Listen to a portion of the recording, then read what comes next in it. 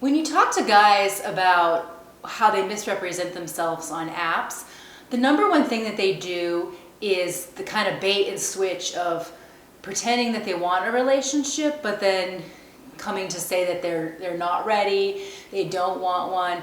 But they know that that mask of pretending that they want that, or even kind of even love bombing, or just being on Hinge, which is a relationship app, they know that because if they know that coming across right away and saying you're casual won't fare well for having sex. So they've adapted.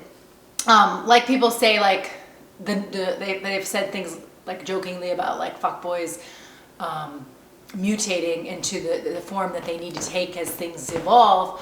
And I think that's really true, because there is an idea of thinking you have to lie, because I realize that guys that have grown up with wanting to please their mother also can really have this, like, they will just completely abandon themselves for a woman and lie in a lot of ways. Sometimes it's like a fawning whole personality.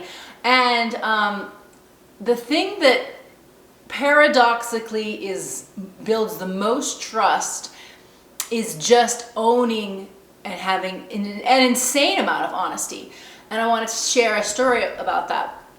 About last year at this time, I started seeing somebody who was insanely honest, to a point where I thought, wow, I can't believe how honest he is, like, about all the problems.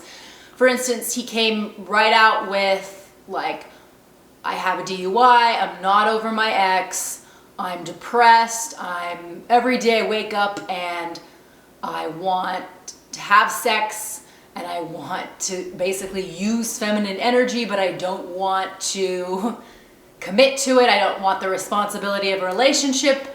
Like, he said all of this, and then he also said, he talked about kind of just needing to have that sexual relationship to get through the constant, like, racing thoughts about his ex. And he also said about his ex, he's like, every day I also wake up, or every night I go to sleep, and I'm like imagining her having sex with other men, and it's constant. So all of these things he shared, like, no one would normally share them when they think, oh, I'm going to get into a relationship with somebody, because for one, they indicate how tied he is to his ex. They indicate how much he wants to use someone as a rebound. They indicate he has a DUI, he's depressed, he's emotionally unavailable, he's parasitic. Like, they all come across that way. But what the thing about that is building a friendship with that person there's such a great honesty that then you feel like just getting into all your shit. Like, you feel like my version of that was having my own, like, once he was that honest, then I felt honest. And then it created such an ease in our communication that actually most dating and friendships are not that just transparent, clear. Now, of course, there comes a point of, you probably don't want to get involved with somebody that isn't ready in this way and has told you that, of course.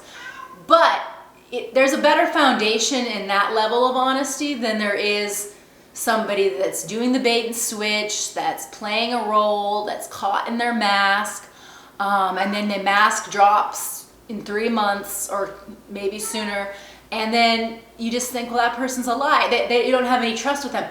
Whereas you always own, anybody that owns, no matter how bad it is, you're going to appreciate how much they own it. So remember that. Like, I know that guys have this,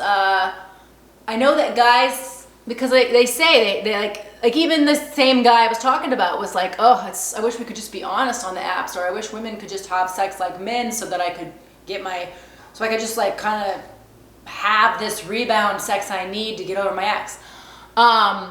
So it's like there, and then I've heard a lot of times that, like, men lie in the like wanting a relationship. And then women often pander because I notice that I just assume that the default is that most people don't want a relationship, and men, the only men that want to get married, I have this idea, is like extreme Christian or like people that are actually controlling. Like, this is a limited belief I have, I noticed.